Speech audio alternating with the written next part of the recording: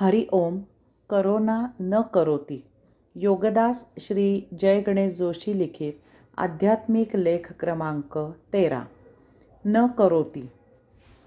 जेव्हा तुझा अगदी पहिला जन्म झाला होता तेव्हा तू जीवाच्या माध्यमामधून देह धारण करून त्यावर पंचज्ञानेंद्रिये, पंचकर्मेंद्रिये, बुद्धी आणि स्मृती अशी इंद्रिये धारण केलीस.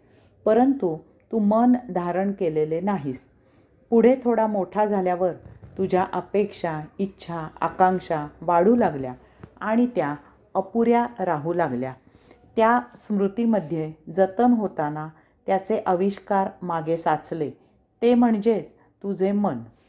सांगायचा मुद्दा असा की तू मन निर्माण केलेले नाहीस, ते त्याचे ते अतृप्त इच्छांमधून निर्माण झालेले आहे. यामुळे ते तू अन्य इंद्रियांप्रमाणे नियंत्रित करू शकत नाहीस. तथापि तू जेव्हा अंतःकरणात प्रवेश करतोस तेव्हा अंशात्म्याकडे आकर्षित झाल्यावर अन्य इंद्रिये उपेक्षित होऊन निष्क्रिय झाल्यावर मनाला काहीही काम उरत नाही. परंतु त्याचा जन्म उपभोगांच्या अतृप्तीमधून झालेला असल्यामुळे ते उपभोगांना चटावलेले मन भौतिक नाही तर आध्यात्मिक उपभोग घ्यावेत अशा आकर्षणाने ते अंशात्म्याच्या सेवेला रुजू होते. येथे हे लक्षात घे की मनावर नियंत्रण येण्यासाठी तू काहीही केलेले नाहीस.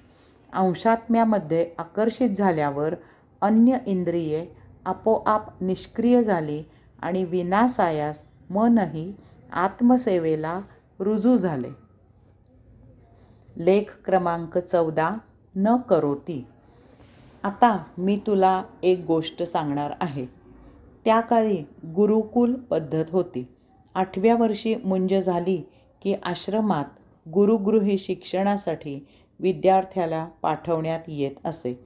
अशाच एका आश्रमात एका छात्राने गुरूंकडे तक्रार केली की रात्री झोपल्यावर त्याला त्याच्या अंगावर, अंथरुणावर उंदीर पळत आहेत असे स्वप्न पडते. त्यामुळे घाबरून त्याला जाग येते आणि मग त्या भीतीने रात्रभर झोप लागत नाही. गुरु किंचित हसले आणि म्हणाले की आज रात्री मी यावर उपाय सांगतो. रात्री झोपायच्या आधी गुरु एक बांबूची विणलेली पेटी घेऊन आले आणि छात्राला म्हणाले की यात मांजर आहे. उंदीर आले की ते त्याच्या वासाने बाहेर येईल आणि उंदरांना खाईल. तू सुखाने झोप. असे म्हणून त्यांनी ती पेटी तेथे ठेवली आणि ते निघून गेले. त्या रात्री छात्राला गाढ झोप लागली. सकाळी उठल्यावर मांजराला दूध द्यावे ह्या विचाराने त्याने पेटी उघडली तर ती रिकामी होती. तो गुरूंकडे गेला आणि म्हणाला, पेटीत मांजर नाही.